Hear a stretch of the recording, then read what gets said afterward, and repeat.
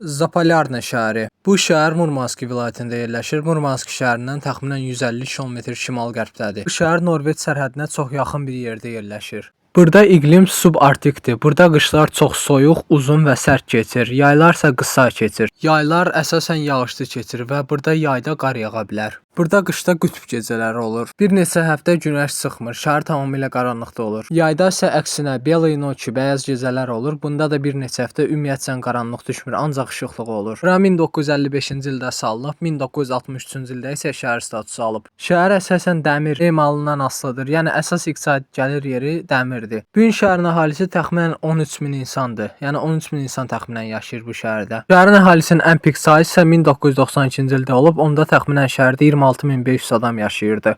Bu gün Zapolyarna şəhərinin əhalisi get-gedə azalır. Bu isə başa düşüləndir. Dev təmininin azlığı, karyera şansı olmamağı, soyuq şəhər və digər səbəblərdən insanlar daha böyük şəhərlərə köçür, əsasən də gənclər.